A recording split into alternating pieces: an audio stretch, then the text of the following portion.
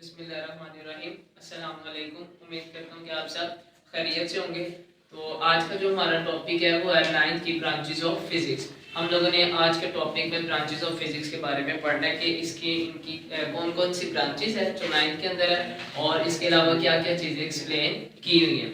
तो सबसे पहले जो आइए हम लोग देखते हैं इसको मैकेनिक्स को कि हमारे पास मैकेनिक्स कौन सी ब्रांच है। हम लोगों ने याद रखना है हमारी फिजिक्स की फर्स्ट ब्रांच मैकेनिक्स है और मैकेनिक्स हमारा इसके अंदर हम लोगों ने किस चीज को डिस्कस करना है कि कोई भी ऑब्जेक्ट हो उसकी मोशन जब हो रही होगी यानी कि जब वो मूव कर रहा होगा तो उसके बारे में हम लोगों ने स्टडी करना है कि उसके ऑब्जेक्ट्स के ऊपर क्या इफेक्ट्स आएंगे और वो किस वजह से मोशन हो रही होगी, इसको देखना है।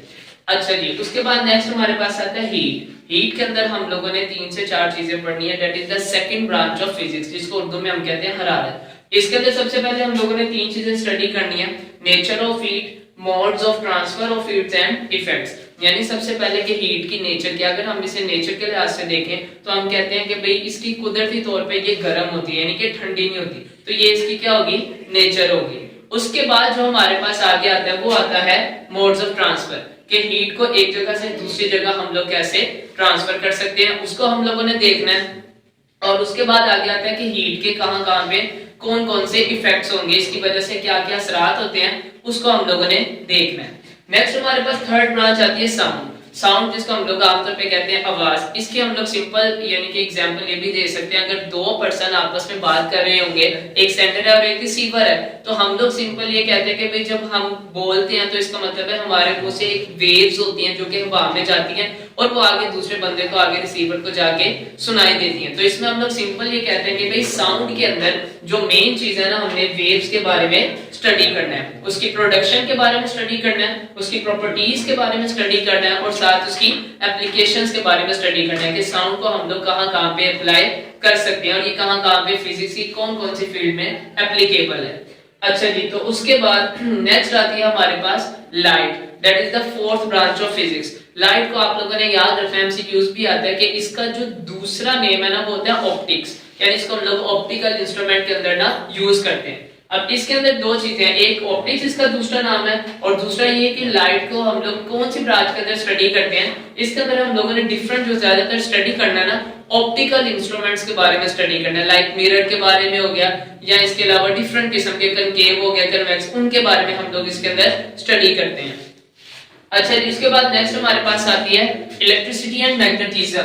मैग्नेटिज्म बेसिकली हम लोगों को क्या चीज बताती है, याद रखिएगा इसके अंदर दो चीजें इकट्ठी हैं, इलेक्ट्रिसिटी और मैग्नेटिज्म। मैग्नेटिज्म का मतलब होता है मकनातीस यानी मैग्नेट के बारे में स्टडी करना है और इलेक्ट्रिसिटी का मतलब यहाँ पे होगा कि हमने चार्जेस के बारे में स्टडी करना है। अगर मैं इन दोनों वर्ड्स को मिक्स अप करूं तो मैं सिंपल ये कहता हूं कि हमारे पास इलेक्ट्रिसिटी एंड मैग्नेटिज्म फिजिक्स की एक ऐसी ब्रांच होगी कि जिसके अंदर हम लोगों ने चार्जेस के बारे में स्टडी करना है, चाहे वो रेस्ट की हालत में हो, रेस्ट फॉर्म में हो या मोशन की फॉर्म में हो, दोनों में उसको स्टडी करना है। फिर उसके बाद क्या होगा कि उसी हम चार्जेस को हम लोगों ने किसके अंदर देखना है कि वो मैग्नेट के साथ यानी मैग्नेटिज्म के साथ कौन सा रिलेशन बनाते हैं, उसको हम लोगों ने स्टडी करना है।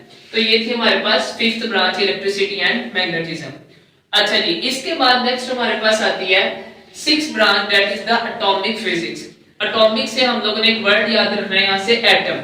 तो इसका मतलब एटॉमिक फिजिक्स का हमें पता चल गया कि ये फिजिक्स की एक ऐसी ब्रांच है कि जिसके अंदर हम लोगों ने किसी भी एटम के स्ट्रक्चर और उसकी प्रॉपर्टीज के बारे में स्टडी करना है कि एटम किस तरह का है। और अगर मैं इसको सिंपल उर्दू मीडियम में लेके जाऊं तो मैं कहूंगा कि एटम की साख्त कैसी है, उसके बारे में हम लोग इसको स्टडी करेंगे। नेक्स्ट हमारे पास सेवंथ ब्रांच जो आती है वो हमारे पास आती है न्यूक्लियर फिजिक्स। अब न्यूक्लियर फिजिक्स हमारे पास सिंपल क्या होती है, हम लोगों ने इसके अंदर याद रखना है कि हम लोगों ने न्यूक्लियस यानी न्यूक्लियाई को हम लोगों ने स्टडी करना है और उसके बिहेवियर और साथ उसकी प्रॉपर्टीज क्या क्या उसकी खसूसियात होंगी उसके बारे में स्टडी करना है। और अगर मैं इसको उर्दू के अंदर बताऊं तो मैं सिंपल ये कहूंगा कि हमारे पास न्यूक्लियर फिजिक्स की एक ऐसी ब्रांच है कि जिसके अंदर हम लोगों ने न्यूक्लियाई के बिहेवियर और साथ उसकी जो खसूसियात होंगी उसके बारे में स्टडी करेंगे, उसको हम लोग डिस्कस करेंगे। नेक्स्ट हमारे पास आती है eighth branch, that is the most important for short question and for MCQs. इसके अंदर हम लोग सिंपल कह सकते हैं कि प्लाज्मा फिजिक्स हमारे पास फिजिक्स की एक ऐसी ब्रांच होती है कि जिसके अंदर हम लोगों ने प्लाज्मा को स्टडी करना है। प्लाज्मा बेसिकली हमारे पास क्या होता है, प्लाज्मा हमारे पास होता है फोर्थ स्टेट ऑफ मैटर। 8 तक हम लोगों ने जितने भी मेथड पढ़े वो हमारे पास टोटली 3 थे, that is the solid, liquid और गैस। उसके बाद जो नेक्स्ट है वो आपके पास आएगा फोर्थ स्टेट ऑफ मैटर, और ये हमारे पास एक एमसीक्यूज भी है, अक्सर आता है कि भाई प्लाज्मा कौन सी स्टेट ऑफ मैटर है, तो हम लोगों ने बताना है fourth ionic state of matter है। आयोनिक का मतलब क्या होता है कि हमने इसके अंदर आयंस यानी पॉजिटिव आयन और नेगेटिव आयंस के बारे में स्टडी करना है। उसके बाद इसकी प्रोडक्शन के इसके अंदर जो है ये इसके किस तरह से इसको हम लोग यूज कर सकते हैं, किस तरह से ये प्रोड्यूस होता है। दूसरी बात कि इसकी प्रॉपर्टीज क्या क्या है, इसकी खसूसियात क्या क्या है, उसके बारे में हम लोग इसको स्टडी करेंगे। तो ये थी हमारे पास second last branch, that is the plasma physics. Last branch हमारे पास आती है जियोफिजिक्स।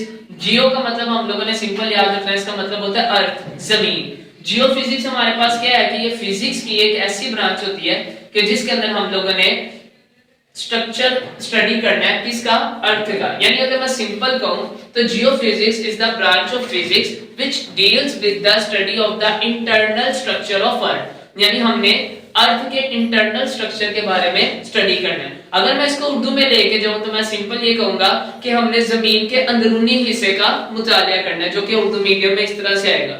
लास्ट में मैं सिर्फ ये चीज बता दूं तो ये थी हमारे पास टोटल 9 ब्रांचेस ऑफ फिजिक्स जो कि 9th क्लास में है। उसके बाद नेक्स्ट हम लोग देखते हैं नोट डाउन, जो मैंने यहाँ पे चीज लिखी है वो हम लोगों ने लाजमी याद रखना है। अक्सर जो है ना वो ये सवाल किया जाता है कि भाई जो ब्रांचेस ऑफ फिजिक्स हैं वो जस्ट वन लाइन के अंदर डिफाइन की गई हैं, लेकिन हम लोगों ने जो है ना ऑब्वियसली बात है शॉर्ट क्वेश्चन है तो हमारी कोशिश होती है उसको थोड़ा सा उसके अंदर कोई वर्ड जो है ना वो ऐड करके उसे कम से कम 2 या 3 लाइंस तक ले लें। तो उसका सिंपल सा जो सोल्यूशन है ना वो ये है, वो हम लोगों ने ये याद रखना है कि जब कोई भी ब्रांचेस इनमें से आके जब हम उसकी डेफिनेशन है उसको एक्सप्लेन करें तो हम लोगों ने सबसे पहले एक चीज लिख देनी है, वो क्या आएगी, हर ब्रांच के अंदर आएगी the branch of physics which deals with the study of, यानी उसके बाद ये सारी चीजें आ जाएंगी। तो इस तरह से हमारा ये lecture 9 branches of physics complete होता है। उम्मीद करता हूँ कि आप सबको ये समझ आ गया होगा, और जिसको नहीं समझ आएगा वो कमेंट में जाके, कमेंट सेक्शन में जाके हमसे पूछ सकते हैं।